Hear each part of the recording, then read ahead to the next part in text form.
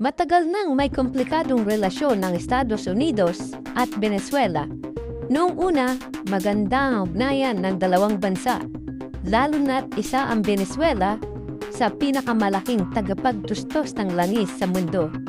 Ngunit nagbago ang lahat nang pumasok ang politika, ideolohiya at kapangyarihan. Bago po natin ituloy ang ating kwentuhan, paki-like, share, and subscribe ng aking YouTube channel ang Friendly Talk TV nang sa ganon tuloy-tuloy ang ating kwentuhan sa loob at labas ng ating bansa.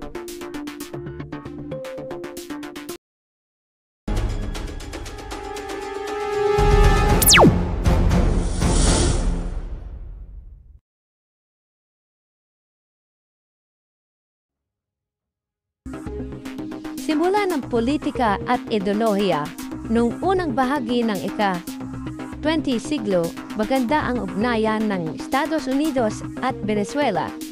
Isa ang Venezuela sa pinakamalaking pinagkukunan ng langis ng Amerika, kaya't malaki ang naging negosyo ng US oil companies doon. Ngunit nang dumating si Hugo Chavez noong 1999, nagsimula ang malaking pagbabago. Pinakilala ni Chavez ang Bolivian o Bolivarian Revolution, isang sosyalistang kilusan na layong bawasan ang impluwensya ng US at bigyan ng mas malaking bahagi ang mahihirap sa yaman ng bansa. Sa halip na makipag-alyansa sa Amerika, lumapit siya sa mga bansang kontrapelo ng US gaya ng Cuba, Russia at Iran.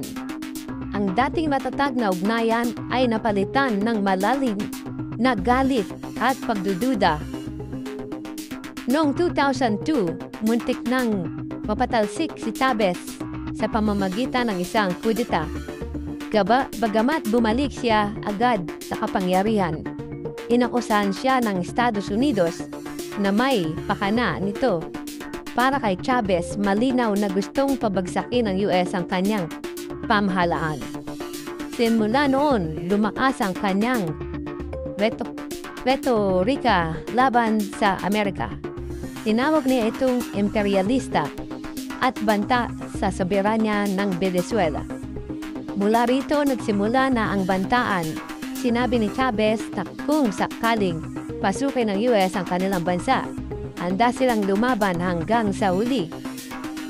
Upang ipakita na hindi sila natatakot o matatakot, nagsimula si Chavez na bumili ng mga armas mula sa Russia at nakipag-alyansa kay Fidel Castro ng Cuba at maging sa Iran. Nagsagawa siya ng malalaking military exercises. Bilang pagpapakita ng puwersa sa United Nations, tinawag pa niya si Pangulong George W. Bush na Diablo at sinabing amoy asupre ang entablado matapos magsalita ang lider ng Amerika. Ang matapang na pananalita, ito ay nagsilbing hamon sa US. Kung gusto ninyong wasakin kami, handa kaming makipagdigmaan ayon sa kanila. Paglipat ng kapangyarihan kay Maduro. Nang mamatay si Chavez noong 2013, pumalit si Nicolas Maduro. Ngunit imbes na umupa, mas lalong nag-init ang sitwasyon.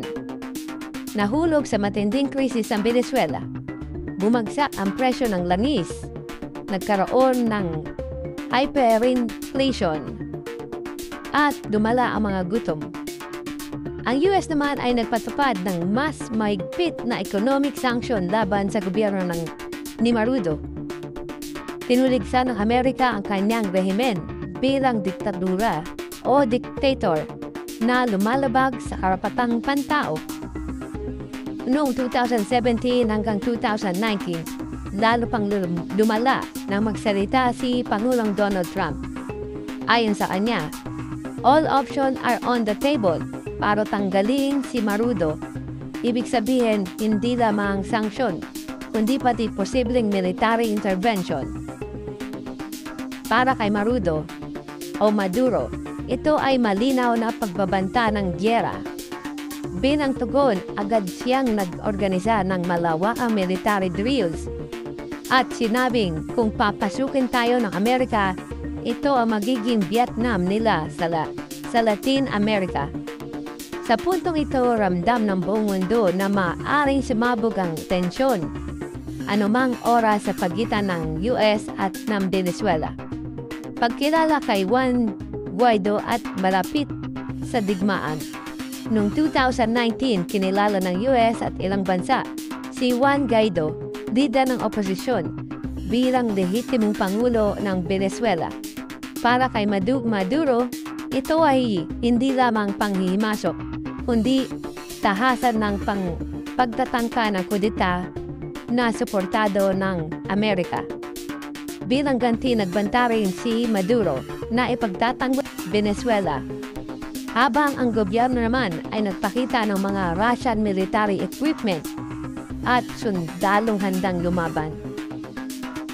Military presence ng US sa karagatan ng Caribbean. Upang lalo pang dagdagan ang pressure, nagpadala ang Amerika ng naval warship at military patrol sa Caribbean. Ayon sa kanila, ito ay bahagi ng anti-drug operation. Ngunit para kay Maduro, malinaw itong pangpahiwatig ng military intimidation. Pinakita ng US ang kanilang kapangyarihan na kaya nilang pumosisyon ng malapit sa Venezuela anumang oras.